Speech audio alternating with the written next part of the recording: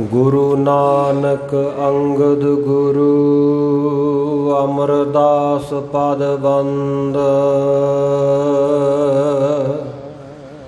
रामदास अर्जुन गुरु बर श्री हर गोबिंद। हरि राय हर कृष्ण गुरा तेग बहादुर चंद। दसवें गोबिंद सिंह गुर नमो चरण अरविंद। एकंकार सतगुरु तेह प्रसाद सच होए। वाहिगुरु जी की फतेह विघ्न विनाशन सोए। श्री गुर शब्द कमाए जन जीते पंच विकार। तिन संतन को बंदना सिर चरणन पर तार। कहाँ बुद्ध प्रभ तुच्छ हमारी वर्ण सकह महिमा जो तिहारी। हम ना सकत कर सिफत तुम्हारी आप ले हो तुम कथा सुधारी। सो कहो टल गुर सेविया अहनिस सहज सुभाए। दर्शन परसया गुरु कै जन्म मरण दुख जाए।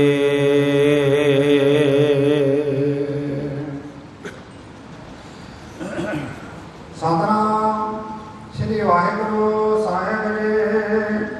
दिन मेले गुर कांड बड़ा मलेशन राज। ताके कार्य मेल सुत संगी प्रजा समाज।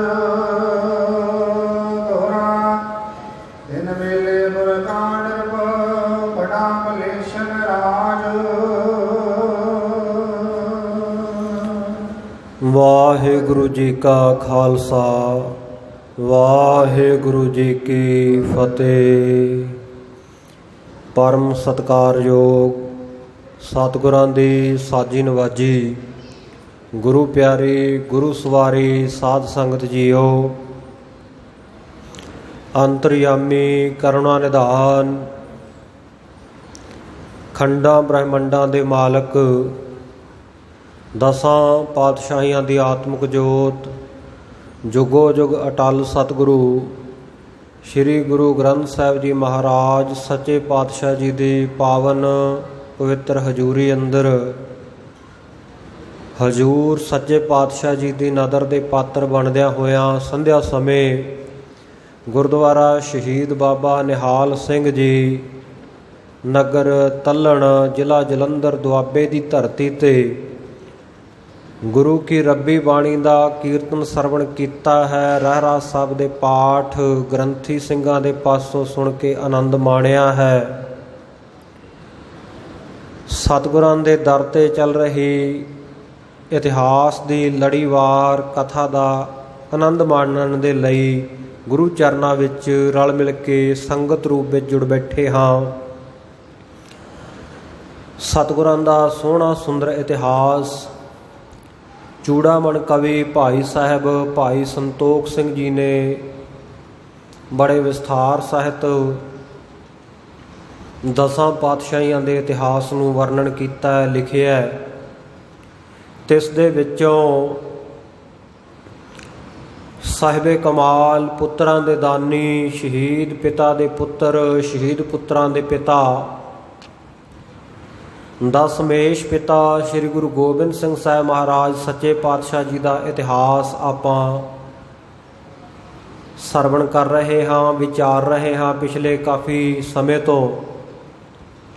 बेनती है समूह संगतां नूं जिन्ने भी माई भाई ਜਿੱਥੋਂ ਤੱਕ ਸਪੀਕਰ ਦੀ ਆਵਾਜ਼ ਜਾ ਰਹੀ ਹੈ, ਜੇ ਤਾਂ ਉਹ ਕਿਸੇ ਡਿਊਟੀ ਦੇ ਉੱਤੇ ਤਾਇਨਾਤ ਹੈ, ਕਿਸੇ ਸੇਵਾ ਵਿੱਚ ਲੱਗੇ ਹੋਏ ਹੈ, ਤਾਂ ਉੱਥੇ ਹੀ ਲਾਹਾ ਪ੍ਰਾਪਤ ਕਰਨ। ਤੇ ਜੇਕਰ ਕੋਈ ਕੰਮਕਾਰ ਨਹੀਂ ਹੈ, ਵਿਹਲੇ ਹਨ, ਕਮਰਿਆਂ ਵਿੱਚ ਬੈਠੇ ਹੈ, ਜਿਵੇਂ ਸੰਗਤ ਦੂਰ ਦੁਰਾਡਿਆਂ ਤੋਂ ਦਰਸ਼ਨ ਯਾਤਰਾ ਕਰਨ ਦੇ ਲਈ ਵੀ ਆਉਂਦੀ ਹੈ, ਇਸੇ ਪ੍ਰਕਾਰ ਜਿਨ੍ਹਾਂ ਗੁਰਮੁਖ ਪਿਆਰਿਆਂ ਨੇ ਗੁਰਬਾਣੀ ਦੇ ਪਾਠਾਂ ਦੀ ਸੇਵਾ ਲਈ ਹੁੰਦੀ ਹੈ, ਉਹ ਪਰਿਵਾਰ ਵੀ ਹਾਜ਼ਰੀ ਭਰਨ ਦੇ ਲਈ ਪਹੁੰਚੇ ਹੁੰਦੇ ਹੈ।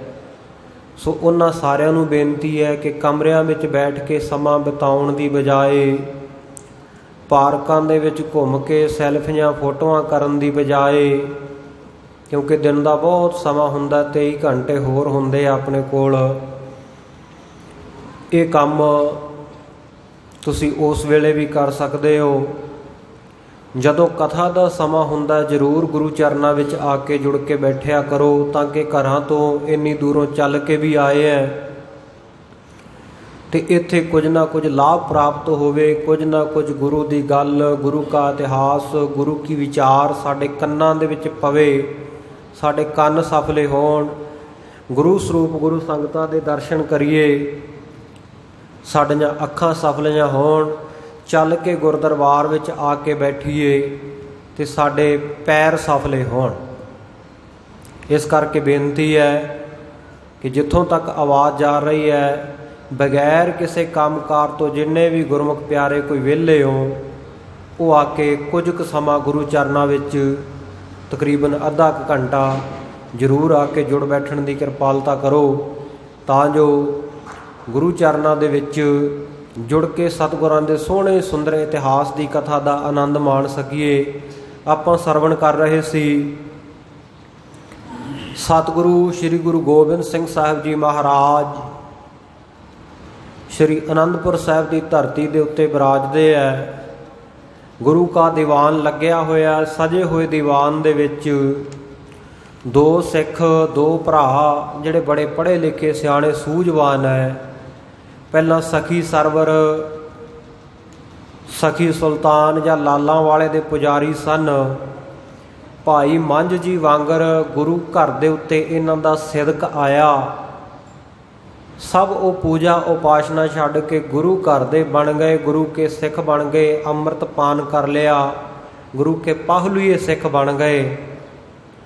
ਇਹਨਾਂ ਨੇ ਇੱਕ ਦਿਨ ਸਤਿਗੁਰੂ ਸੱਚੇ ਪਾਤਸ਼ਾਹ ਜੀ ਨੂੰ ਸਵਾਲ ਕੀਤਾ, ਆਪਣੇ ਮਨ ਦੀ ਸ਼ੰਕਾ ਜ਼ਾਹਰ ਕੀਤੀ। ਮਹਾਰਾਜ ਸੱਚੇ ਪਾਤਸ਼ਾਹ ਜੀ, ਆਪ ਜੀ ਨੇ ਜੋ ਗੁਰਮਤਿ ਰਹਿਤ ਮਰਿਆਦਾ ਬਖਸ਼ੀ ਹੈ, ਉਹਦੇ ਵਿੱਚ ਆਪ ਜੀ ਕਹਿੰਦੇ ਹੋ ਕਿ ਗੁਰੂ ਕੇ ਸਿੱਖ ਨੂੰ ਤੰਬਾਕੂ ਦਾ ਸੇਵਨ ਨਹੀਂ ਕਰਨਾ ਚਾਹੀਦਾ, ਇਹਨੂੰ ਹੱਥ ਨਹੀਂ ਲਾਉਣਾ ਚਾਹੀਦਾ, ਇਹ ਤੋਂ ਬਚ ਕੇ ਰਹਿਣਾ ਚਾਹੀਦਾ, ਇਹ ਬੱਜਰੁਕ ਰਹਿਤ ਹੈ। ਮਹਾਰਾਜ ਸੱਚੇ ਪਾਤਸ਼ਾਹ, ਸਾਰੇ ਧਰਮ ਗ੍ਰੰਥਾਂ ਵਿੱਚ ਵੀ ਇਸ ਤਰ੍ਹਾਂ ਲਿਖਿਆ ਮਿਲਦਾ ਹੈ। ਇਹ ਇਸ ਤਰ੍ਹਾਂ ਕਿਉਂ ਆ? ਤੰਬਾਕੂ ਜਿਹੜਾ ਇੰਨਾ ਨਿੰਦਣੀय ਕਿਉਂ ਹੈ, ਇੰਨਾ ਮਾੜਾ ਕਿਉਂ ਹੈ? ਕਦੋਂ ਇਹ ਸ਼ੁਰੂ ਹੋਇਆ? ਸਾਡੇ ਦੇਸ਼ ਵਿੱਚ ਕਿਵੇਂ ਆਇਆ? ਦੁਨੀਆ ਦੇ ਲੋਕ ਇਹਨੂੰ ਵਰਤਣ ਕਿਵੇਂ ਲੱਗ ਪਏ? ਇਹਦੇ ਬਾਬਤ ਸਾਡਾ ਇਹ ਸ਼ੰਕਾ ਨਿਵਰਤ ਕਰੋ, ਖੋਲ੍ਹ ਕੇ ਸਾਨੂੰ ਇਹ ਸਭ ਕੁਝ ਦੱਸੋ। ਤਾਂ ਗੁਰੂ ਮਹਾਰਾਜ ਜੀ ਨੇ ਕਿਰਪਾ ਕਰਦਿਆਂ ਹੋਇਆਂ ਇਹਨਾਂ ਗੁਰਸਿੱਖਾਂ ਨੂੰ ਇੱਕ ਕਹਾਣੀ, ਇੱਕ ਕਥਾ ਸੁਣਾਈ,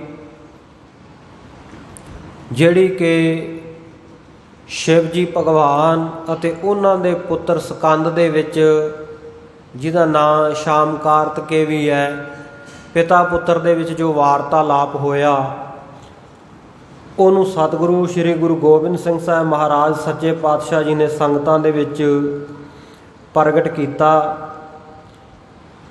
ਇਹ ਜੋ ਸਾਖੀ, ਇਹ ਜੋ ਕਹਾਣੀ, ਇਹ ਜੋ ਕਥਾ ਹੈ, ਇਹ ਸਕੰਦ ਸੰਗਤਾ ਜਾਂ ਸਕੰਦ ਸਹਿੰਤਾ ਨਾਮੇ ਸਨਾਤਨ ਧਰਮ ਦੇ ਪੁਸਤਕ ਦੇ ਵਿੱਚ, ਗ੍ਰੰਥ ਦੇ ਵਿੱਚ ਇਹ ਆਉਂਦੀ ਹੈ। ਕਹਿੰਦੇ ਨੇ ਕਿ ਸਕੰਦ ਨੇ, ਸ਼ਿਵ ਜੀ ਦੇ ਵੱਡੇ ਪੁੱਤਰ ਨੇ, ਉਹਨਾਂ ਨੂੰ ਪੁੱਛਿਆ ਕਿ ਭਗਵਾਨ ਜੀ, ਪਿਤਾ ਜੀ, ਜਗਤ ਜੂਠ ਤੰਬਾਕੂ ਨੂੰ ਕਿਉਂ ਕਿਹਾ ਜਾਂਦਾ ਹੈ? ਜਗਤ ਜੂਠ ਆਖ ਕੇ ਤੰਬਾਕੂ ਦੀ ਨਿੰਦਿਆ ਕਿਉਂ ਕੀਤੀ ਜਾਂਦੀ ਹੈ? ਇਹ ਤੋਂ ਵਰਜਿਆ ਕਿਉਂ ਜਾਂਦਾ ਹੈ? ਤਾਂ ਉਸ ਵੇਲੇ शिव भगवान जी ने अपने पुत्र के शंकियां का उत्तरां का सवालों का जो उत्तर दिता, जवाब दिता कि किवें दुनिया के लोग इनू वरतन लगे, किने शुरुआत की, कौन लैके आया तंबाकू नूं। तो शिव भगवान ने आख्या कि जिहड़ी चर्चा, जिहड़ी विचार चल रही है ये तंबाकू की बाबत भी कित्थों पैदा होया, इन्ना माड़ा क्यों है। कहते जेकर कोई इस तंबाकू की बूटी नूं कोई बंदा पी रहा, तंबाकू की वरतों कर रहा है, तो कहते दूजे का किसी का मन दे विच ये संकल्प आ गया, दूजे का मन इस तरह बन गया कि वो तंबाकू की वरतों कर रहा, मैं भी वरत के वेखां। कहते सिर्फ विचार तंबाकू वरतन का मन दे विच आउण दे नाल ही मन जिहड़ा अपवित्र हो जाता है, अशुद्ध हो जाता है, मलीन हो जाता है। तो ये मलीन होए मन नूं जो रिगवेद दे विच एक मंत्र आउंदा है जिन्हों अगमरखण आख्या जाता है, पापां दे नाश करन वाला मंत्र। वो हत्थां दा अंजुल बना के, बुक बना के ना उहदे विच पानी भर लैंदे है ते उहनूं नक दे कोल, नासका दे कोल लिया के वो मंत्र पढ़िया जाता है। फिर उहनूं अर्घ दिता जाता है, सुट दिता जाता है उस जल नूं। ते इस तरह करन दे नाल कहंदे फिर मन की पवित्रता हुंदी है। जे मन दे विच सिर्फ विचार ही आ जावे कि मैं तंबाकू वरत लवां, उस दोष तो बचण वास्ते कहंदे अगमरखण मंत्र जिहड़ा वो पढ़ना पैंदा है। तो इस प्रकार कहंदे जेकर छू लवे कोई, हथ ला देवे ये तंबाकू नूं, शिव भगवान अपने पुत्र सकंद नूं, कार्तिकेय नूं कह रहे हैं कि हे पुत्र, जे कोई इस तंबाकू नूं छू लवे तो कहंदे फिर उहदे उत्ते बहुत वड्डा दोष लग जांदा, जिहड़ा फिर गंगा के तट के उत्ते जाके, हर की पौड़ी के उत्ते जाके इशनान करन दे नाल लथदा है। उत्थे जाके ये दोष लैंदा, गंगा इशनान करना पैंदा है। तो इस प्रकार कहंदे जे कोई ये तंबाकू नूं खा लवे, चब लवे, जिवें चैणियां खैणियां दे विच बहुत लोग चबदे है, आ पान सुपारी खातियां, मुख बीड़ियां लाइयां, किसी भी तरीके की वरतों करते हैं। मुख दे विच जिहड़ा अपने मूँह दे विच पा लवे, ਜਾਂ ਜਿਵੇਂ तंबाकू ਜਾਂ मल के ਜਿਹਨੂੰ जरदा ਕਹਿੰਦੇ ਆਪਣੇ ਬੁੱਲਾਂ ਦੇ ਵਿੱਚ ਰੱਖ ਛੱਡਦੇ ਹੈ ਤੇ ਊਠ ਵਾਂਗੂ ਬੁੱਲ ਜਾਂ ਵਧਾਇਆ ਹੁੰਦਾ ਜਿਨ੍ਹਾਂ ਨੇ। ਕਹਿੰਦੇ ਜੇਕਰ ਕੋਈ ਖਾ ਲਵੇ, ਚੱਬ ਲਵੇ, ਮੂੰਹ ਵਿੱਚ ਪਾ ਲਵੇ ਇਸ ਨੂੰ, ਤੇ ਕਹਿੰਦੇ ਫਿਰ ਵੀ ਬਹੁਤ ਭਾਰੀ ਉਹ ਦੋਸ਼ੀ ਬਣ ਜਾਂਦਾ ਮਨੁੱਖ। ਕੀ ਹੁੰਦਾ ਕਹਿੰਦੇ ਜਿੰਨਾ ਵੀ ਉਹਨੇ ਕੋਈ ਜਪ ਤਪ ਸੇਵਾ ਸਿਮਰਨ ਕੀਤਾ ਹੁੰਦਾ ਉਹਦਾ ਨਾਸ਼ ਹੋ ਜਾਂਦਾ, ਖਤਮ ਹੋ ਜਾਂਦਾ। ਤੇ ਮੰਤਰ ਭ੍ਰਿਸ਼ਟ ਕੀਏ ਪਾਨ, ਜਿੰਨੇ ਉਹਨੇ ਕੋਈ ਮੰਤਰ ਸਾਧੇ ਹੁੰਦੇ ਹੈ, ਕੋਈ ਵਾਹਿਗੁਰੂ ਵਾਹਿਗੁਰੂ ਜਪਿਆ ਹੁੰਦਾ, ਰਾਮ ਰਾਮ ਜਪਿਆ ਹੁੰਦਾ, ਜਿਹੜਾ ਇਹਦਾ ਪਾਨ ਕਰ ਲਵੇ, ਇਹਨੂੰ ਪੀ ਲਵੇ, ਜਿਵੇਂ ਹੁੱਕੇ ਵਗੈਰਾ ਵਿੱਚ ਪਾ ਕੇ, ਉਹ ਚਿਲਮ ਜੀ ਦੇ ਵਿੱਚ, ਹੁੱਕੀ ਦੇ ਵਿੱਚ, ਸਿਗਰਟ ਦੇ ਵਿੱਚ, ਬੀੜੀਆਂ ਵਿੱਚ ਪਾ ਕੇ, ਤੇ ਉਹਦਾ ਧੂੰਆਂ ਨਹੀਂ ਅੰਦਰ ਨੂੰ ਪੀਂਦੇ। ਕਹਿੰਦੇ ਜਿਹੜਾ ਇਸ ਪ੍ਰਕਾਰ ਕਰਕੇ ਇਹਦਾ ਪਾਨ ਕਰ ਲੈਂਦਾ, ਪੀ ਲੈਂਦਾ, ਉਹਦੇ ਸਾਰਾ ਜਪਿਆ ਹੋਇਆ ਨਾਮ, ਜਪੇ ਹੋਏ ਮੰਤਰ ਉਹ ਭ੍ਰਿਸ਼ਟ ਹੋ ਜਾਂਦੇ ਆ, ਨਾਸ਼ ਹੋ ਜਾਂਦੇ ਆ। ਜਿਸ ਖੇਤ ਦੇ ਵਿੱਚ ਤੰਬਾਕੂ ਬੀਜਿਆ ਜਾਵੇ, ਕਹਿੰਦੇ ਉਹ ਧਰਤੀ ਮਗਹਰ ਦੀ ਧਰਤੀ, ਹਾੜੰਬੇ ਦੀ ਸਰਾਪੀ ਹੋਈ ਧਰਤੀ ਵਾਂਗ ਹੋ ਜਾਂਦੀ ਹੈ। ਜਿਸ ਧਰਤੀ ਦੇ ਉੱਤੇ ਸਨਾਤਨ ਮਤ ਦੇ ਲੋਕ ਮੰਨਦੇ ਹੈ ਕਿ ਬਿਆਸ ਰਿਖੀ ਦੇ ਬਚਨਾਂ ਦੇ ਮੁਤਾਬਕ ਕਹਿੰਦੇ ਉਹ ਧਰਤੀ ਦੇ ਉੱਤੇ ਜਿਹੜਾ ਮਰਦਾ, ਪ੍ਰਾਣ ਤਿਆਗਦਾ, ਉਹ ਗਧਾ ਬਣਦਾ ਹੈ। ਪਰ ਕੱਲ੍ਹ ਵੀ ਬੇਨਤੀ ਕੀਤੀ ਸੀ ਕਿ ਜਿੱਥੇ ਨਾਮ ਜਪਣ ਵਾਲਾ ਬੈਠ ਜਾਵੇ ਜਾ ਕੇ, ਭਗਤ ਕਬੀਰ ਸਾਹਿਬ ਨੇ ਇਹ ਮਗਹਰ ਦੀ ਧਰਤੀ ਦੇ ਉੱਤੇ ਆਪਣਾ ਤਨ ਤਿਆਗਿਆ। ਕਾਸੀ ਮਗਹਰ ਸਮ ਵਿਚਾਰੀ, ਉਹਨਾਂ ਨੂੰ ਕਾਸ਼ੀ ਤੇ ਮਗਹਰ ਵਿੱਚ ਕੋਈ ਫਰਕ ਨਹੀਂ, ਕਿਉਂਕਿ ਰੱਬ ਦੇ ਨਾਮ ਨੇ ਮੁਕਤ ਕਰਨਾ ਹੈ। ਪਰ ਸਨਾਤਨੀਆਂ ਦੇ ਮਤ ਦੇ ਮੁਤਾਬਕ ਕਿ ਵਿਆਸ ਰਿਖੀ ਜੀ ਨੇ ਇਹ ਬਚਨ ਕਰ ਦਿੱਤਾ ਸੀ, ਜਦੋਂ ਸ਼ਿਵ ਪੁੱਤਰ ਨੇ ਉਹਨਾਂ ਤੋਂ ਆ ਕੇ ਭੇਸ ਬਦਲ ਕੇ ਵਾਰ-ਵਾਰ ਇਹ ਗੱਲ ਕੀਤੀ ਕਿ ਇਹ ਧਰਤੀ 'ਤੇ ਕੀ ਹੋਵੇਗਾ, ਕਿਉਂਕਿ ਕਾਸ਼ੀ ਦੇ ਲੋਕ ਵਿਦਿਆਰਥੀਆਂ ਨੂੰ ਗਜਾ ਨਹੀਂ ਦਿੰਦੇ ਸਨ, ਭਿਕਸ਼ਾ ਨਹੀਂ ਦਿੰਦੇ ਸਨ। ਸੋ ਦੁਖੀ ਹੋ ਕੇ ਉਹਨਾਂ ਨੇ ਬਿਆਸ ਜੀ ਦੇ ਕੋਲੇ ਅਰਜ਼ ਕੀਤੀ ਸੀ ਕਿ ਮਹਾਰਾਜ ਸਾਨੂੰ ਖਾਣ ਪੀਣ ਨੂੰ ਕੁਝ ਨਹੀਂ ਮਿਲਦਾ, ਤੁਸੀਂ ਕਹਿੰਦੇ ਹੋ ਇਹ ਤਾਰਕਾਪੁਰੀ ਹੈ, ਤਾਰਕਾ ਮੰਤਰ ਪੜ੍ਹ ਕੇ ਇੱਥੇ ਤੇ ਮੁਕਤ ਹੋ ਜਾਂਦਾ ਇੱਥੇ ਮਰਨ ਵਾਲਾ। ਇਹ ਤਾਂ ਭੁੱਖਿਆਂ ਨੰਗਿਆਂ ਦੀ ਪੁਰੀ ਹੈ ਤੇ ਉਹ ਛੱਡ ਕੇ ਚਲੇ ਗਏ ਸਨ, ਮਗਹਰ ਦੀ ਧਰਤੀ ਤੇ ਜਾ ਵਸੇ ਸਨ। ਉੱਥੇ ਜਾ ਕੇ ਉਹ ਧਰਤੀ ਨੂੰ ਬੜੇ ਵਰ ਦਿੱਤੇ ਕਿ ਜਿਹੜਾ ਵੀ ਇਸ ਧਰਤੀ ਤੇ ਆ ਕੇ ਰਹੇਗਾ ਉਹ ਮੁਕਤ ਹੋ ਜਾਏਗਾ। ਪਸ਼ੂ ਪੰਛੀ ਜਿਹੜਾ ਇੱਥੋਂ ਦੀ ਲੰਘ ਜਾਏਗਾ, ਆਕਾਸ਼ ਤੋਂ ਉੱਡ ਕੇ ਪੰਛੀ ਲੰਘੇਗਾ, ਕੋਈ ਪਸ਼ੂ ਇਹਦੇ ਵਿੱਚੋਂ ਦੀ ਲੰਘ ਜਾਏਗਾ, ਉਹ ਵੀ ਮੁਕਤ ਹੋ ਜਾਏਗਾ। ਤੇ ਕਾਸ਼ੀਪੁਰੀ ਉਜੜਨ ਲੱਗ ਪਈ, ਲੋਕ ਮਗਹਰ ਵਿੱਚ ਜਾ ਕੇ ਨਿਵਾਸ ਕਰਨ ਲੱਗੇ। ਤਾਂ ਸ਼ਿਵ ਜੀ ਦੇ ਪੁੱਤਰਾਂ ਨੇ ਜਾ ਕੇ ਭੇਸ ਬਦਲ ਕੇ ਫਿਰ ਉਹ ਬਿਆਸ ਰਿਖੀ ਜੀ ਦੇ ਕੋਲ ਗਏ ਆਪਣੇ ਪਿਤਾ ਜੀ ਦੇ ਨਾਲੇ ਗੱਲਬਾਤ ਕਰਕੇ, ਮਹਾਰਾਜ ਆਪਣੀ ਤਾਂ ਪੁਰੀ ਜਿਹੜੀ ਸ਼ਿਵਪੁਰੀ ਕਾਸ਼ੀਪੁਰੀ ਹੈ ਇਹ ਉਜੜ ਰਹੀ ਹੈ, ਸਾਰੇ ਲੋਕ ਉਧਰ ਨੂੰ ਜਾ ਰਹੇ ਹੈ ਤੇ ਇਹ ਕੰਮ ਗਲਤ ਹੋ ਰਿਹਾ ਹੈ। ਤੇ ਉਹਨਾਂ ਨੇ ਜਾ ਕੇ ਰਿਖੀ ਬਿਆਸ ਜੀ ਨੂੰ ਪੁੱਛਿਆ, ਮਹਾਰਾਜ ਇਹ ਕੀ ਹੋਏਗਾ ਜਿਹੜਾ ਇਸ ਧਰਤੀ ਤੇ ਵਸੇਗਾ? ਤੇ ਉਹਨਾਂ ਨੇ ਆਪਣੇ ਉਹੀ ਬਚਨ ਦੁਹਰਾਏ ਵੀ ਜਿਹੜਾ ਮਨੁੱਖ ਪਸ਼ੂ ਪੰਛੀ ਇਹ ਧਰਤੀ ਦੇ ਉੱਤੇ ਆਏਗਾ, ਵਿੱਚੋਂ ਦੀ ਲੰਘ ਜਾਏਗਾ, ਕਿਸੇ ਦਾ ਰਿਸ਼ਤੇਦਾਰ ਵੀ ਆਵੇਗਾ ਨਾ ਇੱਥੇ, ਤਾਂ ਕਹਿੰਦੇ ਉਹ ਮੁਕਤ ਹੋ ਜਾਏਗਾ।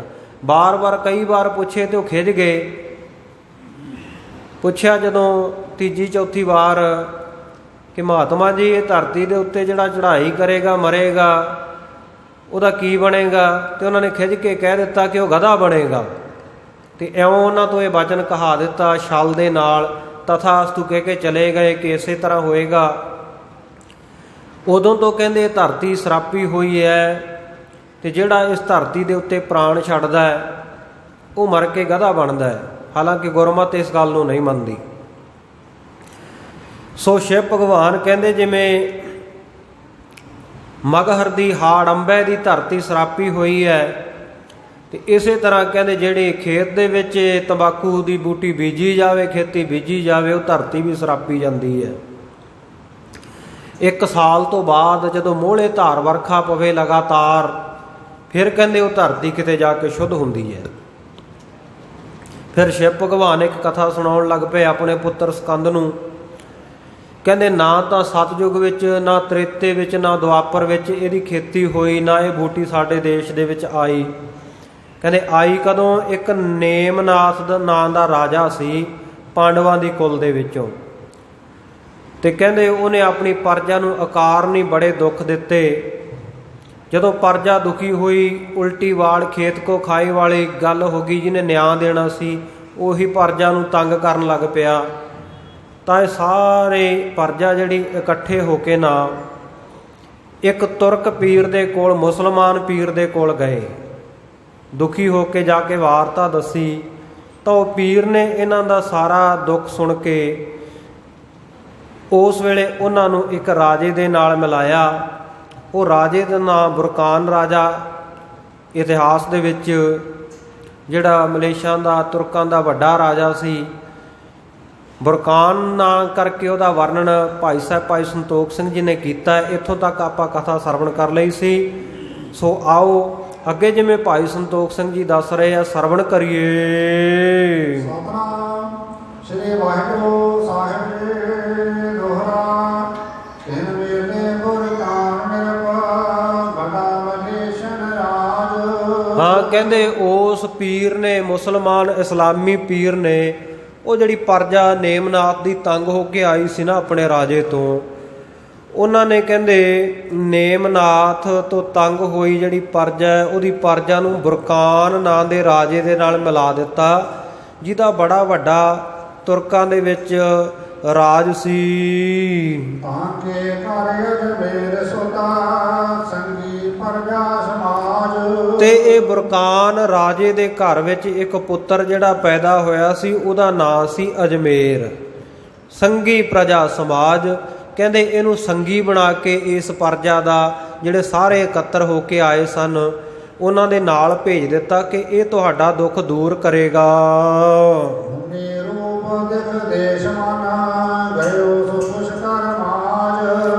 ਹਾਂ ਕਹਿੰਦੇ ਮੁਨੀ ਰੂਪ ਨੂੰ ਦੇਖਣ ਵਾਸਤੇ, ਇੱਕ ਰਿਖੀ ਦੀ ਭਾਲ ਦੇ ਵਾਸਤੇ ਦੇਸ਼ ਮਨੂ ਦਾ ਦੇਸ਼ ਭਾਵ ਭਾਰਤ ਦੇਸ਼, ਇਹਦੇ ਵਿੱਚ ਇਸ ਪ੍ਰਜਾ ਦੇ ਨਾਲ, ਇਹਨਾਂ ਲੋਕਾਂ ਦੇ ਨਾਲ ਪੁਸ਼ਕਰ ਦੀ ਧਰਤੀ ਦੇ ਉੱਤੇ ਇਹ ਜਿਹੜਾ ਰਾਜਾ ਅਜਮੇਰ ਹੈ ਇਹਨਾਂ ਲੋਕਾਂ ਦੇ ਸਮੇਤ ਪਹੁੰਚ ਗਿਆ।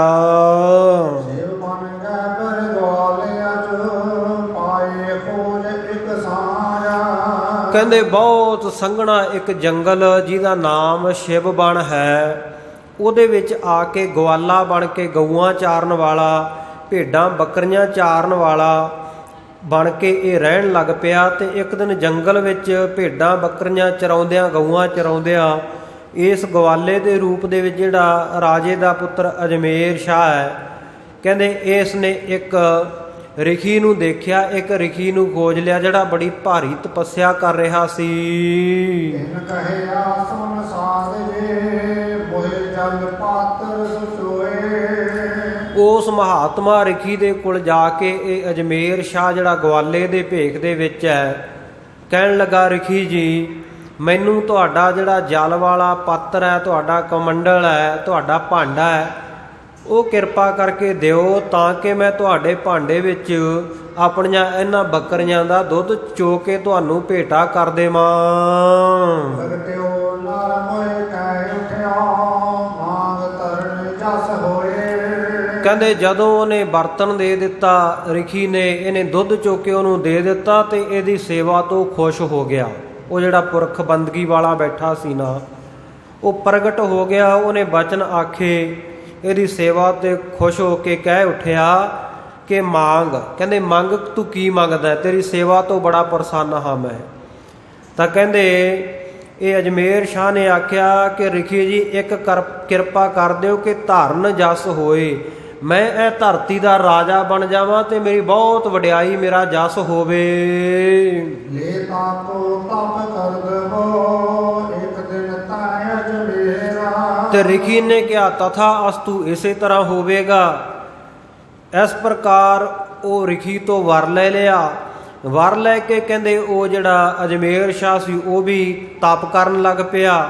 ਤੇ ਇੱਕ ਦਿਨ ਉਹ ਅਜਮੇਰ ਸ਼ਾਹ ਜਿਹੜਾ ਤਪ ਕਰਨ ਲੱਗ ਪਿਆ ਸੀ, ਰਾਜਾ ਸੀ ਗਵਾਲੇ ਦੇ ਭੇਖ ਦੇ ਵਿੱਚ, ਉਸ ਨੂੰ ਉਹ ਜਿਹੜਾ ਤਪਸਵੀ ਰਿਖੀ ਸੀ ਜਿਹਨੂੰ ਦੁੱਧ ਭੇਟ ਕੀਤਾ ਸੀ, ਕਹਿਣ ਲੱਗਾ,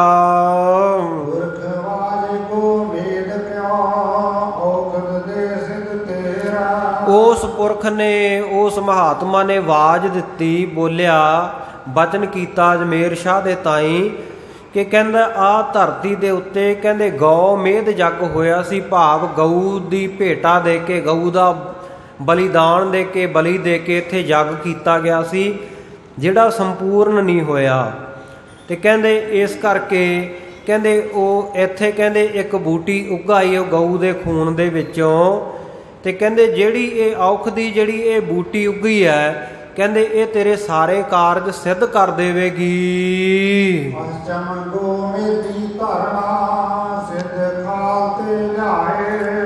ਫਿਰ ਕਹਿੰਦੇ ਉਹ ਪੱਛਮ ਦੇ ਦੇਸ਼ ਦੇ ਵਿੱਚ ਜਿੱਥੇ ਉਹ ਗਊ ਮੇਧੀ ਧਰਨ ਜਿਹੜੀ ਧਰਤੀ ਸੀ, ਜਿੱਥੇ ਗਊ ਮੇਧ ਦਾ ਜੱਗ ਹੋਇਆ ਸੀ ਨਾ, ਗਊ ਦੀ ਬਲੀ ਦੇ ਕੇ, ਕਹਿੰਦੇ ਉੱਥੋਂ ਇਹ ਜਿਹੜਾ ਅਜਮੇਰ ਸ਼ਾਹ ਸੀ ਖਾਲ, ਤੇ ਖਾਲ ਨਾਮ ਹੈ ਊਠ ਦਾ, ਊਠਾਂ ਦੇ ਉੱਤੇ ਲੱਦ ਕੇ ਕਹਿੰਦੇ ਉਹ ਸਾਰੀ ਜੜੀ ਬੂਟੀ ਤੰਬਾਕੂ ਨੂੰ ਲੈ ਆਇਆ।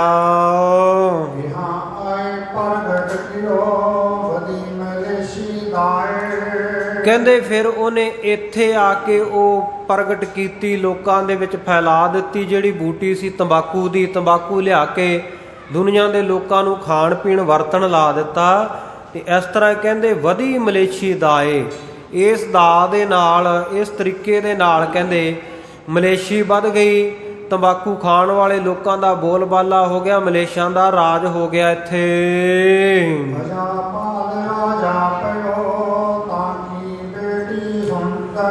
ਉਹ ਜਿਹੜਾ ਅਜਮੇਰ ਸ਼ਾਹ ਸੀ ਉਹ ਇੱਥੋਂ ਦਾ ਰਾਜਾ ਬਣ ਗਿਆ। ਅਜਾਪਾਲ ਵੀ ਉਹਦਾ ਨਾਂ, ਕਿਉਂਕਿ ਅਜਾ ਨਾਮ ਬੱਕਰੀ ਦਾ ਤੇ ਪਾਲ ਨਾਮ ਹੈ ਪਾਲਣ ਵਾਲੇ ਦਾ।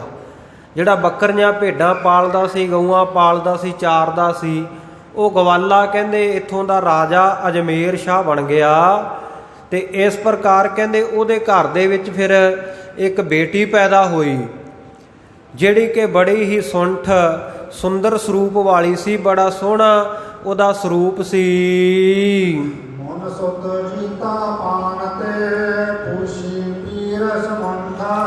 ਤੇ ਇਹ ਸਾਖੀ ਆਪਾਂ ਕਈ ਦਿਨ ਪਹਿਲਾਂ ਵੀ ਸਰਵਣ ਕਰ ਚੁੱਕੇ ਆਂ ਵੀ ਇੱਕ ਜੰਗਲ ਦੇ ਵਿੱਚ ਉਹਨੇ ਰਿਖੀ ਦੇਖ ਕੇ ਤੇ ਉਹਦੇ ਨਾਲ ਜ਼ਬਰਦਸਤੀ ਵਿਆਹ ਕਰ ਲਿਆ ਸੀ। ਤੇ ਉਹ ਰਿਖੀ ਜਿਹੜਾ ਸੀ ਉਹਨੂੰ ਆਪਣੀ ਪਤਨੀ ਵਜੋਂ ਅਪਣਾਉਣਾ ਨਹੀਂ ਚਾਹੁੰਦਾ ਸੀ ਕਿ ਮੈਂ ਸਨਾਤਨ ਮਤੀ ਆ, ਮੈਂ ਹਿੰਦੂ ਸੰਤ ਹਾਂ, ਤੇ ਜੇਕਰ ਇਸ ਤੁਰਕਣੀ ਦੇ ਨਾਲ, ਇਸਲਾਮੀ ਲੜਕੀ ਦੇ ਨਾਲ ਮੇਰਾ ਸੰਬੰਧ ਹੋਏਗਾ, ਇਹਨੂੰ ਪਤਨੀ ਰੂਪ ਵਿੱਚ ਸਵੀਕਾਰ ਕਰਾਂਗਾ ਤਾਂ ਮੇਰਾ ਧਰਮ ਭ੍ਰਿਸ਼ਟ ਹੋ ਜਾਏਗਾ।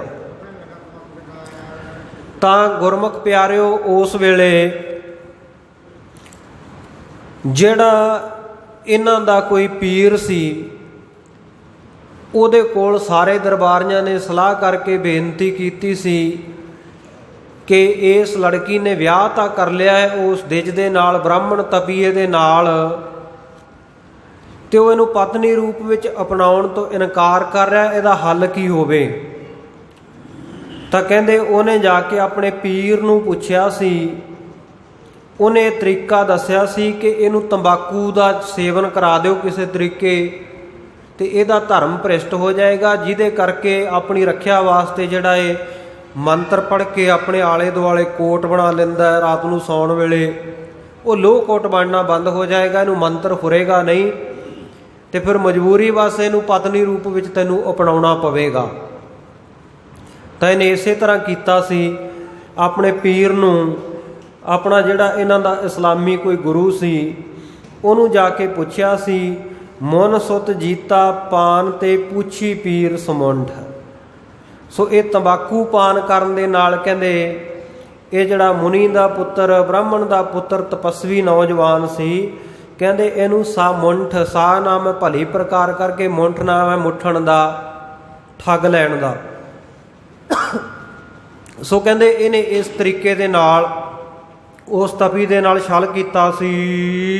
ਗਊ ਵੇਦ ਕੇ ਮੁੰਡਤ ਉਪਜੀ ਪਾਪਨ ਪਾਪ। ਕਹਿੰਦੇ ਗਊ ਮੇਦ ਵਾਲਾ ਜਿਹੜਾ ਕੁੰਡ ਸੀ ਨਾ, ਉਹਦੇ ਵਿੱਚੋਂ ਜਿੱਥੇ ਗਊ ਦੀ ਬਲੀ ਦੇ ਕੇ ਇਹ ਯੱਗ ਕੀਤਾ ਗਿਆ ਸੀ, ਕਹਿੰਦੇ ਉੱਥੋਂ ਇਹ ਪਾਪਣ ਪੱਤਿਆਂ ਵਾਲੀ ਜਿਹੜੀ ਬੂਟੀ ਤੰਬਾਕੂ ਪੈਦਾ ਹੋਇਆ। ਜਪ ਤਪ ਬ੍ਰਤ ਸੰਜਮ ਹੈ, ਤੀਰਥ ਫਲ ਸਭ ਖਾਦ। ਕਹਿੰਦੇ ਜਿਵੇਂ ਉਹ ਅਜਮੇਰ ਸ਼ਾਹ ਦੀ ਲੜਕੀ ਨੇ ਉਹਦਾ ਰਿਖੀ ਦਾ ਧਰਮ ਭ੍ਰਿਸ਼ਟ ਕਰ ਦਿੱਤਾ, ਉਹਨੂੰ ਤੰਬਾਕੂ ਦਾ ਸੇਵਨ ਕਰਾ ਕੇ, ਕਹਿੰਦੇ ਇਸੇ ਤਰ੍ਹਾਂ ਜਿਹੜਾ ਕੋਈ ਖਾਂਦਾ ਹੈ, ਇਹ ਤੰਬਾਕੂ ਨੂੰ ਵਰਤਦਾ ਕਿਸੇ ਵੀ ਤਰੀਕੇ, ਕਹਿੰਦੇ ਉਹਦਾ ਸਾਰਾ ਜਪ ਤਪ ਵਰਤ ਰੱਖੇ ਹੋਏ, ਸੰਜਮ ਕੀਤਾ ਹੋਇਆ, ਉਹਦਾ ਜਿਹੜਾ ਸੰਜਮੀ ਜੀਵਨ ਹੈ, ਜਾਂ ਤੀਰਥ ਇਸ਼ਨਾਨ ਆਦਿਕ ਕਰਕੇ ਉਹਨੇ ਜੋ ਫਲ ਦੀ ਪ੍ਰਾਪਤੀ ਕੀਤੀ ਹੈ, ਇਹ ਤੰਬਾਕੂ ਵਰਤਣ ਨਾਲ ਸਭ ਨਾਸ਼ ਹੋ ਜਾਂਦੇ ਹਨ।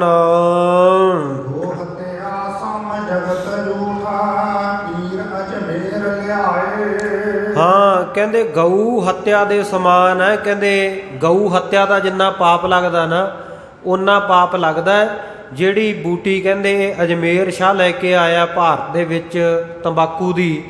ਕਹਿੰਦੇ ਜਿਹੜਾ ਇਹ ਤੰਬਾਕੂ ਦਾ ਸੇਵਨ ਕਰਦਾ, ਗਊ ਹੱਤਿਆ ਜਿੰਨਾ ਉਸ ਨੂੰ ਪਾਪ ਲੱਗਦਾ ਹੈ।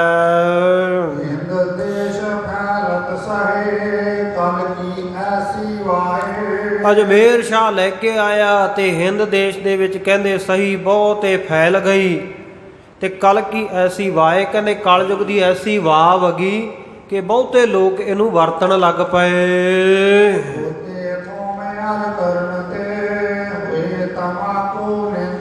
ਹਾਂ, ਜਦੋਂ ਭਾਰਤ ਦੇ ਇੱਥੇ ਦੇ ਰਹਿਣ ਵਾਲੇ ਲੋਕ ਇਹਨੂੰ ਵਰਤਣ ਲੱਗ ਪਏ ਤੇ ਉਹ ਖਾ ਖਾ ਕੇ ਉਹਨਾਂ ਨੂੰ ਦਮਾ ਹੋ ਗਿਆ, ਸਰੀਰ ਉਹਨਾਂ ਦੇ ਕਮਜ਼ੋਰ ਹੋ ਗਏ, ਅਜਮੇਰ ਸ਼ਾਹ ਦਾ ਰਾਜ ਕਾਇਮ ਹੋ ਗਿਆ, ਉਹ ਭਾਰਾ ਪੈ ਗਿਆ ਇਹਨਾਂ ਦੇ ਉੱਤੇ। ਕਹਿੰਦੇ ਇਸ ਪ੍ਰਕਾਰ ਕਹਿੰਦੇ ਜਿਹੜੇ ਗਊ ਦੇ ਕੰਨਾਂ ਦੇ ਖੂਨ ਤੋਂ ਇਹ ਬੂਟੀ ਪੈਦਾ ਹੋਈ ਹੈ ਨਾ ਜਿਹੜੀ, ਕਹਿੰਦੇ ਉਹਦੇ ਵਿੱਚੋਂ ਕਹਿੰਦੇ ਤੰਬਾਕੂ ਵੀ ਪੈਦਾ ਹੋਇਆ, ਗਊ ਦਾ ਜਿਹੜਾ ਖੂਨ ਚੋਇਆ, ਤੇ ਦੂਜਾ ਕਹਿੰਦੇ ਉਹਦੇ ਵਿੱਚੋਂ ਥੋਮ ਜਿਹੜਾ ਲਸਣ ਵੀ ਪੈਦਾ ਹੋਇਆ। ਸਨਾਤਨਮਤੀ ਇਹ ਮੰਨਦੇ ਆ, ਤੇ ਮੈਂ ਨਾਲ ਸਪਸ਼ਟ ਕਰ ਦੇਵਾਂ ਕਿ ਵੈਦਿਕ ਗ੍ਰੰਥਾਂ ਦੇ ਵਿੱਚ ਇਹ ਥੋਮ ਨੂੰ, ਲਸਣ ਨੂੰ ਬਹੁਤ ਚੰਗਾ ਮੰਨਿਆ ਗਿਆ ਹੈ, ਤੇ ਗੁਰਮਤਿ ਦੇ ਵਿੱਚ ਵੀ ਇਹਦੀ ਕੋਈ ਮਨਾਹੀ ਸਤਿਗੁਰਾਂ ਨੇ ਨਹੀਂ ਕੀਤੀ।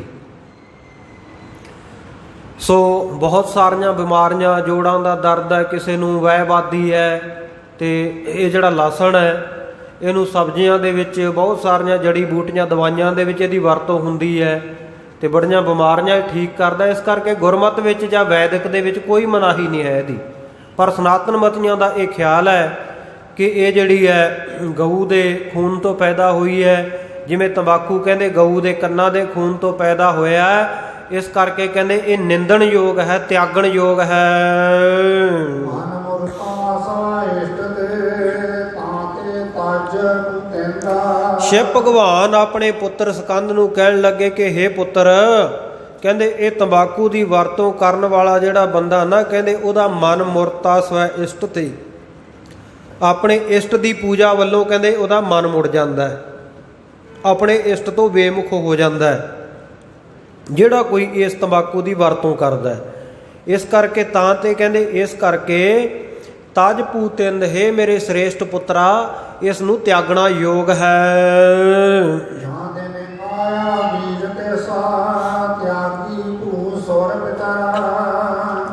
ਕਹਿੰਦੇ ਜਿਸ ਦਿਨ ਸਾਡੀ ਇਹ ਪਵਿੱਤਰ ਧਰਤੀ ਰਿਖੀਆਂ ਮੁਣੀਆਂ ਦੀ ਧਰਤੀ ਦੇ ਉੱਤੇ ਇਹ ਕਲੰਕਿਤ ਜਿਹੜੀ ਜੜੀ ਬੂਟੀ ਤੰਬਾਕੂ ਆਇਆ ਸੀ ਨਾ, ਇਹਦਾ ਬੀਜ ਇੱਥੇ ਆ ਗਿਆ ਸੀ। ਕਹਿੰਦੇ ਤਿਆਗੀ ਭੂ ਸੁਰ ਪਿਤਰ, ਕਹਿੰਦੇ ਇੱਥੋਂ ਦੇਵਤਿਆਂ ਨੇ ਤੇ ਪਿਤਰਾਂ ਨੇ ਜਿਹੜੇ ਦੇਵੀ ਗੁਣਾਂ ਵਾਲੇ ਮਹਾਤਮਾ ਲੋਕ ਸਨ ਨਾ, ਉਹ ਇਸ ਧਰਤੀ ਨੂੰ ਛੱਡ ਕੇ ਉੱਪਰ ਸਵਰਗ ਲੋਕ ਚਲੇ ਗਏ।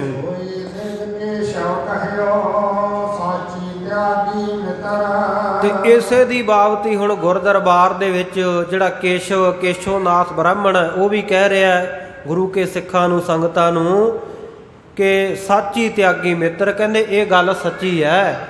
ਸੋ ਇਸ ਕਰਕੇ ਹੇ ਮਿੱਤਰੋ, ਸੱਜਣੋ, ਗੁਰੂ ਕੇ ਸਿੰਘੋ ਖਾਲਸਿਓ, ਇਹਨੂੰ ਤਿਆਗਣਾ ਯੋਗ ਹੈ।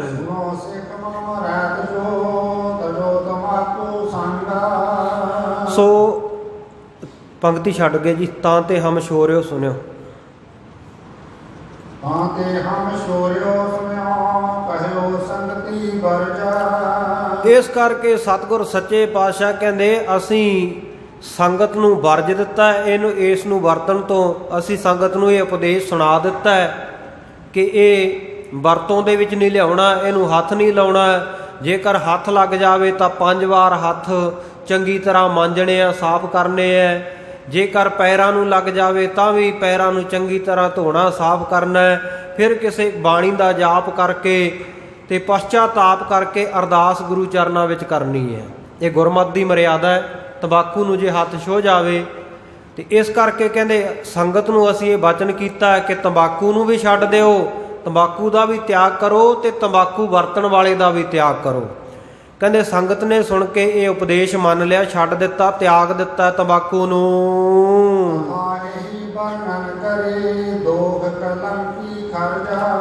ਕਹਿੰਦੇ ਜਿਹੜੀ ਇਹ ਕਥਾ ਅਸੀਂ ਦੱਸ ਰਹੇ ਹਾਂ, ਇਹ ਕਥਾ ਵੀ ਇਹੀ ਵਰਣਨ ਕਰਦੀ ਹੈ। ਕਥਾ ਵਿੱਚ ਵੀ ਇਹੀ ਦੱਸਿਆ ਗਿਆ, ਜਿਹੜੀ ਸ਼ਿਵ ਭਗਵਾਨ ਦੀ ਕਥਾ ਸੁਣਾ ਰਹੇ ਹਾਂ, ਕਿ ਇਹ ਦੋਸ਼ ਪੈਦਾ ਕਰਨ ਵਾਲਾ ਔਰ ਕਲੰਕ ਪੈਦਾ ਕਰਨ ਵਾਲਾ, ਕਲੰਕ ਲੱਗ ਜਾਂਦਾ, ਦੋਸ਼ੀ ਬਣ ਜਾਂਦਾ ਮਨੁੱਖ ਜਿਹੜਾ ਇਹਨੂੰ ਵਰਤਦਾ। ਇਸ ਕਰਕੇ ਕਹਿੰਦੇ ਅਸੀਂ ਖਾਰਜ ਕਰ ਦਿੱਤਾ ਇਹਨੂੰ, ਜਿਹੜਾ ਵਜਰ ਗ੍ਰਹਿਤਾਂ ਦੇ ਵਿੱਚ ਅਸੀਂ ਇਸ ਨੂੰ ਰੱਖਿਆ, ਖਾਰਜ ਕੀਤਾ ਕਿ ਇਹਨੂੰ ਬਿਲਕੁਲ ਵੀ ਇਹਦਾ ਪਰਿਤਿਆਗ ਕਰਨਾ ਹੈ।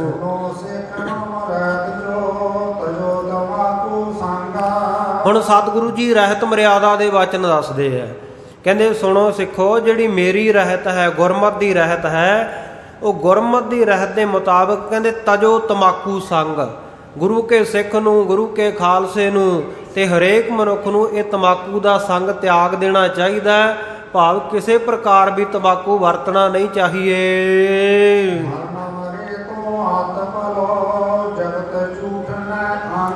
ਹਾਂ, ਕਹਿੰਦੇ ਮਰਦਾ ਮਰ ਜਾਵੇ, ਮਰਨਾ ਚੰਗਾ, ਪਰ ਜਗਤ ਝੂਠ ਜਿਹੜਾ ਤੰਬਾਕੂ, ਇਹਨੂੰ ਅੰਗ ਨਾ ਲਾਵੇ, ਇਹਨੂੰ ਹੱਥ ਨਾ ਲਾਵੇ।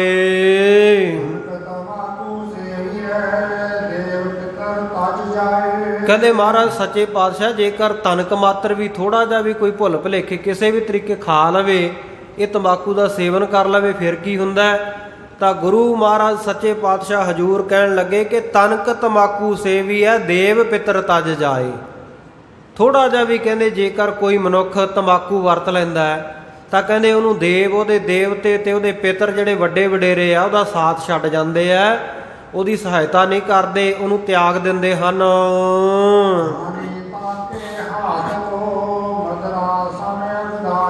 ਕਹਿੰਦੇ ਜਿਹੜਾ ਤੰਬਾਕੂ ਵਰਤਣ ਵਾਲਾ ਹੈ, ਉਹਦੇ ਹੱਥ ਦਾ ਕਹਿੰਦੇ ਪਾਣੀ ਲੈ ਕੇ ਪੀਣਾ ਨਾ, ਜਿਹੜਾ ਕਹਿੰਦੇ ਇਉਂ ਸਮਝੋ ਵੀ ਸ਼ਰਾਬ ਪੀਣ ਦੇ ਦੋਸ਼ ਦੇ ਬਰਾਬਰ ਹੈ। ਮਦਰਾ ਸਮ ਅਗਦਾਏ, ਮਦਰਾ ਨਾਮ ਹੈ ਸ਼ਰਾਬ ਦਾ, ਤੇ ਅਗਦਾਏ ਇਹ ਪਾਪਦਾਇਕ ਹੈ, ਪਾਪ ਲੱਗਦਾ। ਕਹਿੰਦੇ ਜਿਵੇਂ ਸ਼ਰਾਬ ਪੀਣ ਦਾ ਪਾਪ ਆ ਨਾ, ਜਿੱਦਾਂ ਦੋਸ਼ ਹੈ। ਕਹਿੰਦੇ ਤੰਬਾਕੂ ਵਰਤਣ ਵਾਲਾ ਜਿਹੜਾ, ਉਹਦੇ ਹੱਥ ਦਾ ਪਾਣੀ ਲੈ ਕੇ ਪੀਣਾ ਵੀ ਕਹਿੰਦੇ ਇੰਨਾ ਵੱਡਾ ਦੋਸ਼ ਲੱਗ ਜਾਂਦਾ ਹੈ।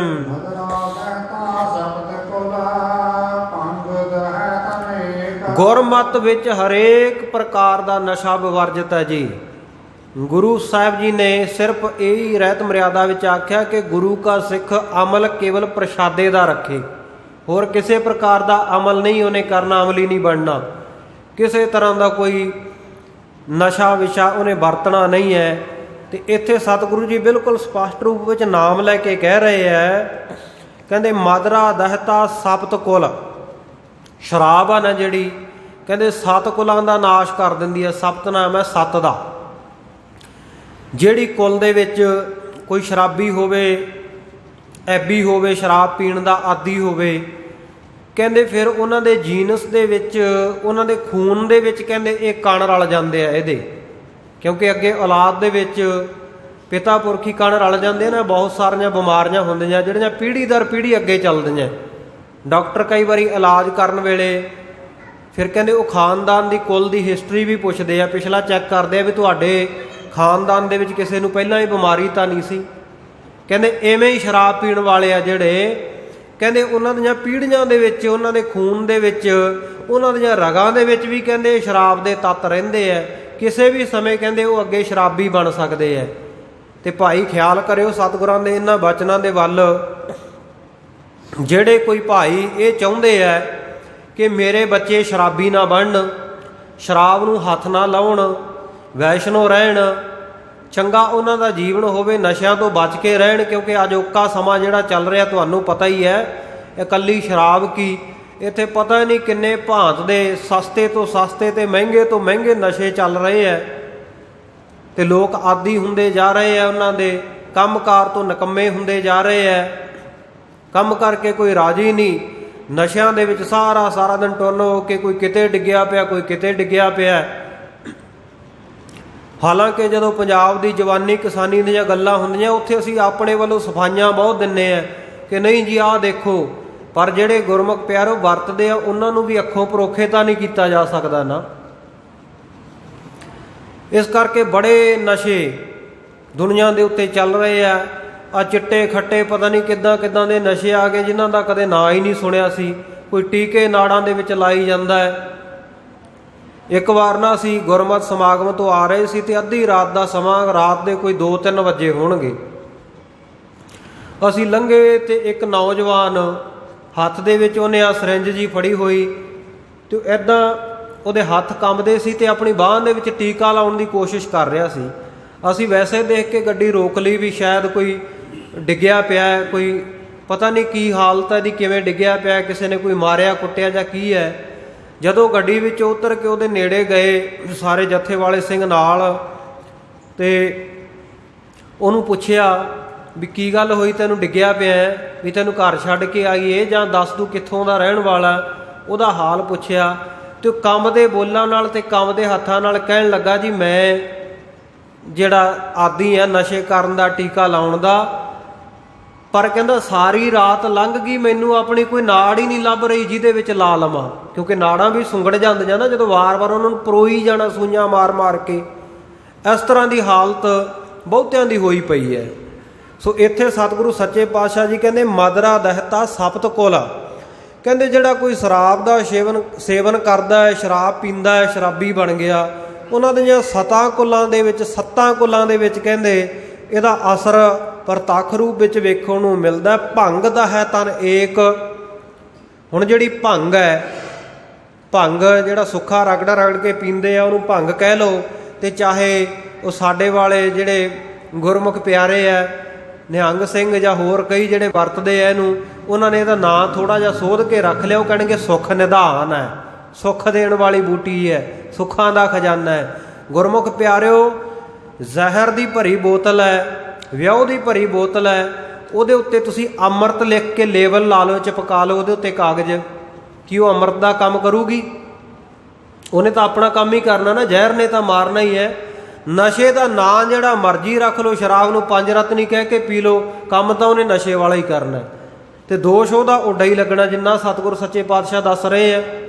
ਇਸੇ ਤਰ੍ਹਾਂ ਸੁੱਖਾ ਰਗੜ ਰਗੜ ਕੇ ਜਿਹੜੇ ਪੀਂਦੇ ਹੈ ਅਤੇ ਉਹਦੇ ਵਿੱਚ ਕਈ ਕੁਛ ਮਿਲਾ ਕੇ, ਅਤੇ ਉਹ ਜਿਹੜਾ ਸੁੱਖਾ ਰਗੜ ਕੇ ਅਤੇ ਆਪਣੇ ਕੋਲੋਂ ਹੀ ਸ਼ਬਦ ਬਣਾ ਲਏ, ਅਤੇ ਉਹ ਸ਼ਬਦ ਵੀ ਕਈਆਂ ਨੇ ਸਾਡੇ ਵਿਦਵਾਨਾਂ ਨੇ ਵੀ ਲਿਖ ਦਿੱਤੇ ਹੈ।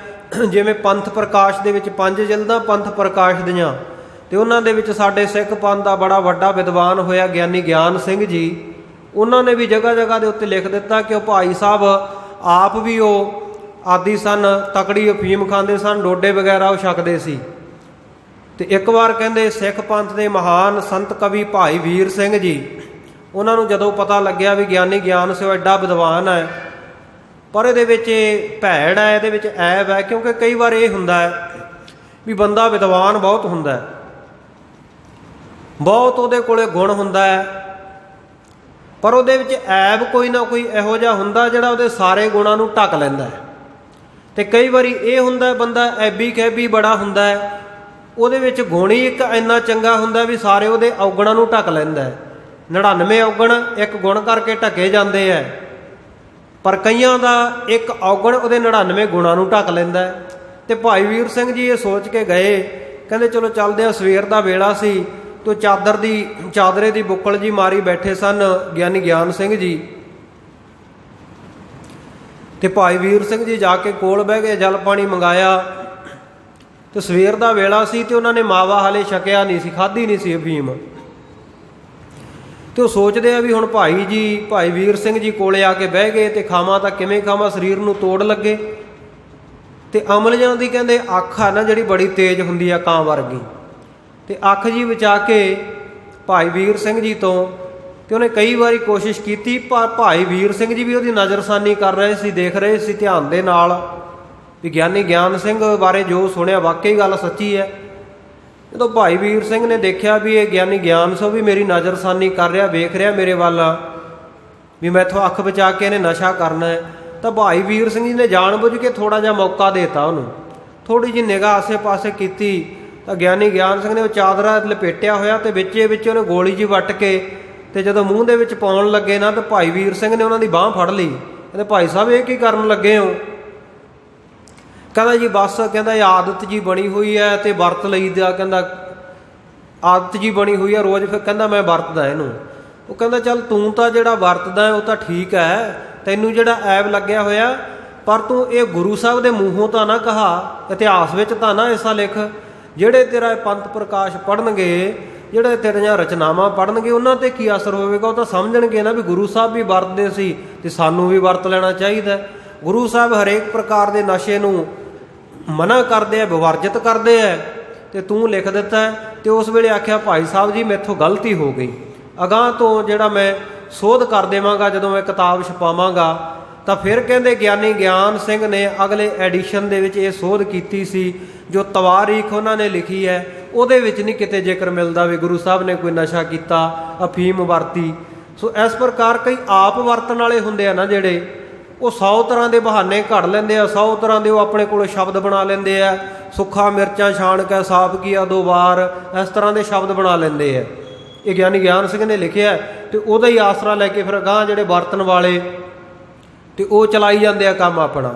ਸਤਿਗੁਰ ਸੱਚੇ ਪਾਤਸ਼ਾਹ ਤੇ ਸਪਸ਼ਟ ਕਹਿ ਰਹੇ ਆ, ਕਹਿੰਦੇ ਮਦਰਾ ਦਹਿਤਾ ਸਪਤ ਕੁਲ, ਭੰਗ ਦਹੈ ਤਨ ਏਕ। ਸ਼ਰਾਬ 7 ਕੁਲਾਂ ਦਾ ਨਾਸ਼ ਕਰਦੀ ਆ, ਅਤੇ ਭੰਗ ਕਹਿੰਦੇ ਇੱਕ ਤਨ ਦਾ, ਸਰੀਰ ਦਾ ਨਾਸ਼ ਕਰ ਦਿੰਦੀ ਹੈ। ਜਿਹੜਾ ਇਹਨੂੰ ਵਰਤਦਾ ਕਹਿੰਦੇ ਉਹਦਾ ਸਰੀਰ ਨੂੰ ਨਿਕੰਮਾ ਕਰ ਦਿੰਦੀ ਹੈ।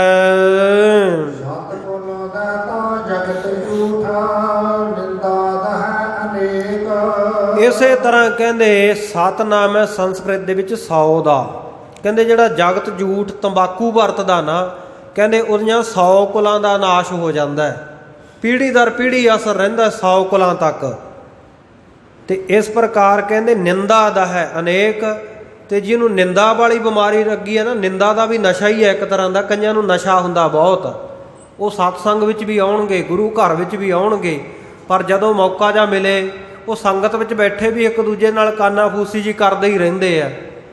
ਉਹਨਾਂ ਨੂੰ ਜਿਵੇਂ ਕੀੜੀ ਹੈ ਨਾ, ਉਹਨੂੰ ਸ਼ੀਸ਼ ਮਹਿਲ ਦੇ ਵਿੱਚ ਲੈ ਜਾਓ, ਤਾਂ ਉਹਨੇ ਫਿਰ ਵੀ ਕੋਈ ਨਾ ਕੋਈ ਕੰਦਰ, ਕੋਈ ਨਾ ਕੋਈ ਸੁਰਾਖ ਲੱਭਣਾ ਵੀ ਇਹਦੇ ਵਿੱਚੋਂ ਦੀ ਮੈਂ ਲੰਘ ਜਾਵਾਂ। ਸ਼ੀਸ਼ ਮਹਿਲ ਦੇ ਸੁੱਖ ਆਰਾਮ ਨਹੀਂ ਉਹ ਲਏਗੀ। ਇਸੇ ਤਰ੍ਹਾਂ ਗੁਰੂ ਘਰ ਵਿੱਚ ਸਤਸੰਗ ਵਿੱਚ ਬੈਠੇ ਵੀ ਨਾ ਕਈ, ਉਹ ਆ ਕੇ ਇਹੀ ਦੇਖੀ ਜਾਣਗੇ ਵੀ ਨਿੰਦਾ ਕਰੀਏ ਕਿਵੇਂ, ਵੀ ਘਾਟ ਕਿੱਥੇ ਹੈ, ਇੱਥੇ ਪ੍ਰਬੰਧਕਾਂ ਵਿੱਚ ਕੀ ਘਾਟ ਹੈ, ਗਿਆਨੀਆਂ ਵਿੱਚ ਕੀ ਘਾਟ ਹੈ, ਰਾਗੀਆਂ ਵਿੱਚ ਕੀ ਘਾਟ ਹੈ, ਜਾਂ ਸੰਗਤ ਵਿੱਚ ਜਿਹੜਾ ਰੋਜ਼ ਆਉਂਦਾ ਹੈ ਸ਼ਰਧਾ ਭਾਵਨਾ ਦੇ ਨਾਲ, ਉਹਦਾ ਚੰਗਾ ਗੁਣ ਨਹੀਂ ਦੇਖਣਾ, ਦੇਖਣਗੇ ਵੀ ਇਹਦੀ ਨਿੰਦਾ ਕਿਵੇਂ ਕੀਤੀ ਜਾਵੇ। ਤੇ ਸਤਿਗੁਰ ਸੱਚੇ ਪਾਤਸ਼ਾਹ ਵੀ ਕਹਿ ਰਹੇ ਆ ਗੁਰਬਾਣੀ ਵਿੱਚ, ਨਿੰਦਾ ਭਲੀ ਕਿਸੈ ਕੀ ਨਾਹੀ, ਮਨਮੁਖ ਮੁਗਧ ਕਰਨ, ਮੁਖ ਕਾਲੇ ਤਿਨਾ ਨਿੰਦਕਾਂ, ਨਰਕੇ ਘੋਰ ਪਵਨ। ਕਹਿੰਦੇ ਮੂੰਹ ਕਾਲੇ ਹੋਣਗੇ ਨਿੰਦਕਾਂ ਦੇ, ਘੋਰ ਨਰਕਾਂ ਦੇ ਵਿੱਚ ਸੁੱਟੇ ਜਾਣਗੇ। ਸਪਸ਼ਟ ਸਤਿਗੁਰੂ ਨੇ ਆਖਿਆ, ਸਾਂਝ ਕਰੀਜੈ ਗੁਨਾਹ ਕੇਰੀ, ਛੋਟ ਅਵਗੁਣ ਚੱਲੀਐ। ਕਿਸੇ ਦਾ ਅਵਗੁਣ ਵੀ ਦੇਖਦਾ ਨਾ, ਉਹਨੂੰ ਛੱਡ ਦੇ, ਗੁਣਾਂ ਦੀ ਸਾਂਝ ਕਰ ਲੈ। ਅਵਗੁਣ ਵੇਖਣੇ ਆ ਤਾਂ ਆਪਣੇ ਵੇਖ, ਗੁਣ ਵੇਖਣੇ ਆ ਦੂਜੇ ਦੇ ਵੇਖ। ਪਰ ਆਪਣੇ ਤਾਂ ਉਲਟ ਹੋਇਆ ਪਿਆ ਨਾ ਕੰਮ। ਸਾਨੂੰ ਲੱਗਦਾ ਵੀ ਸਾਡੇ ਵਰਗਾ ਗੁਣੀ ਕੋਈ ਨਹੀਂ, ਤੇ ਦੂਜਿਆਂ ਵਰਗਾ ਅਵਗੁਣਹਾਰਾ ਕੋਈ ਨਹੀਂ, ਦੂਜਿਆਂ ਵਰਗਾ ਭੈੜਾ ਬੰਦਾ ਕੋਈ ਨਹੀਂ, ਸਾਡੇ ਵਰਗਾ ਚੰਗਾ ਨਹੀਂ ਕੋਈ। ਉੱਦਾਂ ਆਪਾਂ ਮੂੰਹ ਤੋਂ ਹੀ ਪੜ੍ਹਦੇ ਹਾਂ, ਹਮ ਨਹੀਂ ਚੰਗੇ ਬੁਰਾ ਨਹੀਂ ਕੋਏ, ਪ੍ਰਣਵਤ ਨਾਨਕ ਤਾਰੇ ਸੋਏ। ਪਰ ਕਹਾਉਂਦੇ ਅਸੀਂ ਆਪਣੇ ਆਪ ਨੂੰ ਚੰਗੇ ਆ, ਦੂਜਿਆਂ ਨੂੰ ਮਾੜੇ, ਨਿੰਦਿਆ ਕਰੀ ਜਾ ਰਹੇ ਹਾਂ। ਸਤਿਗੁਰ ਸੱਚੇ ਪਾਤਸ਼ਾਹ ਕਹਿੰਦੇ, ਨਿੰਦਿਆ ਵਾਲਾ ਜਿਨ੍ਹਾਂ ਨੂੰ ਇਹ ਅਮਲ ਲੱਗ ਗਿਆ, ਨਿੰਦਿਆ ਦੀ ਜਿਨ੍ਹਾਂ ਨੂੰ ਬਿਮਾਰੀ ਐਬ ਲੱਗ ਗਿਆ ਨਾ, ਕਹਿੰਦੇ ਨਿੰਦਾ ਦਾ ਹੈ ਅਨੇਕ। ਕਹਿੰਦੇ ਇਹ ਤਾਂ ਅਨੇਕਾਂ ਹੀ ਕੁਲਾਂ ਦਾ, ਗਿਣਤੀ ਮਿਣਤੀ ਤੋਂ ਬਾਹਰ ਹੀ ਹੋ ਜਾਂਦਾ ਕੰਮ। ਕਹਿੰਦੇ ਇਹਦੇ ਤਾਂ ਬਹੁਤ ਵੱਡੇ ਦੋਸ਼ ਲੱਗਦੇ ਹਨ।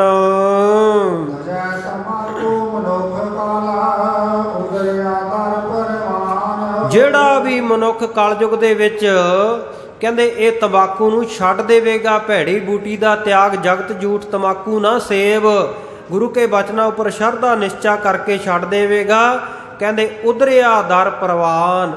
ਕਹਿੰਦੇ ਉਹਨੂੰ ਤਾਂ ਕਹਿੰਦੇ ਦਰ ਦੇ ਉੱਤੇ ਪ੍ਰਵਾਨ ਹੋਇਆ ਸਮਝੋ, ਉਹਦਾ ਉਧਾਰ ਹੋ ਗਿਆ ਮੰਨ ਲਓ।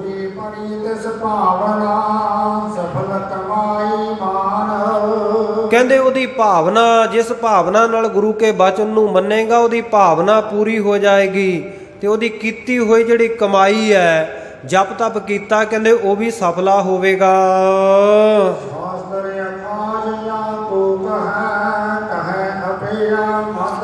ਤੇ ਧਰਮ ਸ਼ਾਸਤਰ ਵੀ ਜਿੰਨੇ ਧਾਰਮਿਕ ਪੁਸਤਕ ਹੈ, ਧਰਮ ਗ੍ਰੰਥ ਹੈ, ਕਿਸੇ ਧਰਮ ਦਾ ਲੈ ਲਓ, ਕਹਿੰਦੇ ਸ਼ਾਸਤਰ ਵੀ ਇਹਨੂੰ ਅਖਾਜ ਕਹਿੰਦੇ ਆ, ਵੀ ਖਾਣ ਯੋਗ ਨਹੀਂ, ਇਹ ਵਰਤਣ ਯੋਗ ਨਹੀਂ। ਤੇ ਕਹੈ ਅਪਾਇਆ ਮਦ, ਤੇ ਮਦ ਜਿਹੜੀ ਸ਼ਰਾਬ ਹੈ ਇਹਨੂੰ ਵੀ ਨਾ ਪੀਣ ਯੋਗ ਕਹਿੰਦੇ ਹਨ। ਦੁਰਮਤ ਮਦ ਜੋ ਪੀਵ ਤੇ ਬਿਖਲੀ ਪਤ ਕਮਲੀ, ਸ਼ਰਾਬ ਦੇ ਬਾਬਤ ਗੁਰਬਾਣੀ ਵਿੱਚ ਸਪਸ਼ਟ ਤੌਰ ਤੇ ਬਚਨ ਹੈ ਕਿ ਇਹਨੂੰ ਪੀਣਾ ਨਹੀਂ, ਗੁਰੂ ਕੇ ਸਿੱਖ ਨੇ ਵਰਤਣਾ ਨਹੀਂ। ਧਰਮ ਗ੍ਰੰਥਾਂ ਦੇ ਵਿੱਚ ਵੀ ਕਹਿੰਦੇ ਇਹਨਾਂ ਤੋਂ ਮਨਾ ਕੀਤਾ ਹੈ।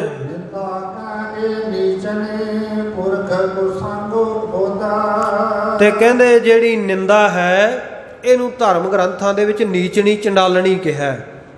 ਜਿਹੜਾ ਬੰਦਾ ਨਿੰਦਾ ਕਰਦਾ, ਕਿਸੇ ਵੀ ਕੁਲ ਧਰਮ ਦੇ ਵਿੱਚ ਪੈਦਾ ਹੋਇਆ, ਜਿਹਦੇ ਅੰਦਰ ਨਿੰਦਾ ਚਲੀ ਗਈ, ਨੀਚਣੀ ਚਲੇ ਗਈ, ਉਹ ਵੀ ਚੰਡਾਲ ਹੀ ਬਣ ਗਿਆ, ਉਹ ਵੀ ਸ਼ੂਦਰ ਹੀ ਆ, ਉਹ ਵੀ ਨੀਚ ਹੈ। ਨਿੰਦਾ ਕਰਨ ਵਾਲਾ ਮਨੁੱਖ ਆਪਣੇ ਆਪ ਨੂੰ ਜਿੰਨਾ ਮਰਜ਼ੀ ਚੰਗਾ ਕਹਾਵੇ, ਪਰ ਉਹ ਨੀਚ ਹੈ ਕਹਿੰਦੇ। ਤੇ ਇਹ ਨਿੰਦਿਆ ਨੂੰ ਵੀ ਨੀਚਣੀ ਚੰਡਾਲਣੀ ਕਿਹਾ। ਪੁਰਖ ਕੁਸੰਗ ਕੁਬੁੱਧ, ਜਿਹੜਾ ਪੁਰਖ ਕਹਿੰਦੇ ਇਹਦਾ ਕੁਸੰਗ ਭੈੜਾ ਸੰਗ ਕਰ ਲੈਂਦਾ ਨਾ, ਨਿੰਦਿਆ ਦਾ, ਨਿੰਦਿਆ ਕਰਨ ਲੱਗ ਪੈਂਦਾ, ਕਹਿੰਦੇ ਕੁਬੁੱਧ ਹੋ ਜਾਂਦਾ ਹੈ, ਉਹਦੀ ਮੱਤ ਮਾਰੀ ਜਾਂਦੀ ਹੈ, ਭੈੜੀ ਮੱਤ ਵਾਲਾ, ਖੋਟੀ ਮੱਤ ਵਾਲਾ ਹੋ ਜਾਂਦਾ ਹੈ। ਸੋ ਇਸ ਪ੍ਰਕਾਰ ਸਤਿਗੁਰ ਸੱਚੇ ਪਾਤਸ਼ਾਹ ਜੀ ਅੱਗੇ ਜੋ ਹੋਰ ਨੀਤੀ ਦੇ ਵਚਨ, ਰਹਿਤ ਮਰਿਆਦਾ ਦੇ ਵਚਨ ਕਰਨਗੇ, ਉਹ ਆਪਾਂ ਕੱਲ੍ਹ ਦੇ ਰਹਿੰਦੇ ਹੋਏ ਇਸ ਪ੍ਰਸੰਗ ਦੇ ਵਿੱਚ ਦੀਵਾਨ ਵਿੱਚ ਸਰਵਣ ਕਰਾਂਗੇ।